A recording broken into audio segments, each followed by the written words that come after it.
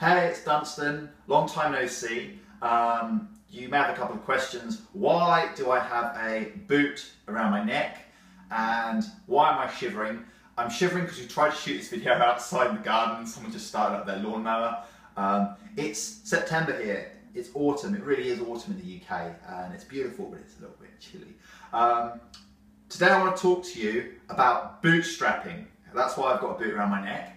And I'm going to read to you a definition that I got from good old Wikipedia, from my trusty old laptop here. So, bootstrap is a verb to start up an internet-based business or another enterprise with minimal financial resources. So, today we're going to talk about a bit more about what is bootstrapping, why you might want to bootstrap, and a really useful question that can help you to get focus. Now, if you're an entrepreneur, you've probably come across this idea, or if you hang out with entrepreneurs, you may well have heard this idea. It's kind of all about the idea of starting up a business on some scraps of paper on your kitchen table, that kind of idea. And but it's not just for people who are doing businesses. This is for anyone starting a new project or taking on a new challenge. And I'll come back to that later. First of all, I want to give you a little bit of context for this. So my mission for September, I've decided I'm going to design some one-day workshops that are all about helping people to be empowered in different areas of their life. So 4 key areas, 4 one-day workshops. And so what does it mean for me personally to shift back into this arena of being a coach, being a speaker, being a facilitator, being someone who helps people to get transformation in their lives as being a main area of focus? So for me, it's about where business and creativity come together. So it's about, it's basically about me engaging that. It's about me communicating with people, finding out where people are at, what they want, what they dream for, what holds them back. So that I can figure out how I can best help people. Now, it's also for me about discovering more about myself. Now, the end result is going to be workshops that will leave people transformed and shifted.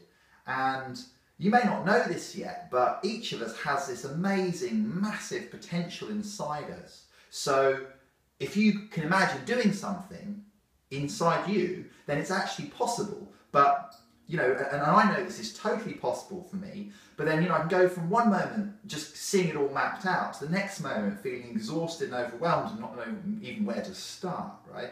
So you may resonate with this whenever you take on something.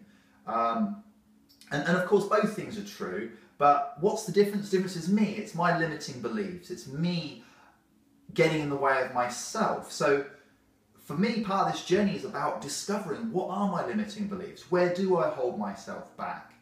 And, you know, some limitations. You've seen my old computer that's kind of grinding to a halt. Here's my phone I've been using, doesn't really do video.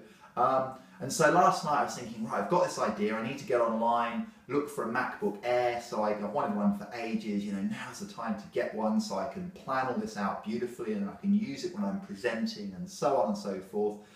And I spent a couple of hours in there, and all of a sudden, I just stopped and I woke up and I was like, hang on a minute, what am I doing here? Is this really what's important? And it took me right back to, you know, when I was doing triathlon, there was always people who had all the gear and no idea. You see them in most sports, and it's always fun to beat them or go past them or overtake them.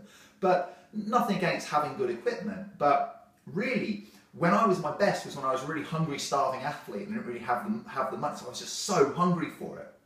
And the mistake I fell into, the limiting belief I noticed in myself was, I need to have this MacBook Air in order to be able to be a good entrepreneur and do this well.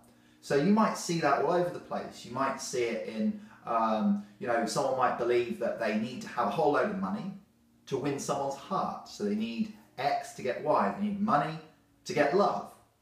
And you'll notice all sorts of examples of that, you know, in different areas of life. Now, just coming back to the good old bootstrapping, the idea is you don't have any money, so what can you do with no money and get some cash flow and get that working that way? So why do you want to do that? Well, first of all, it frees up resources, and the main one being money. Now, if you've taken out a loan to buy a load of equipment, or you've gone to the shop and bought a whole load of stuff, then that's going to be like a weight that's holding you back. It's just like an extra thing you're carrying, and you don't really own your own creativity. It's like it's the bank, it's the whatever else might be in there, and so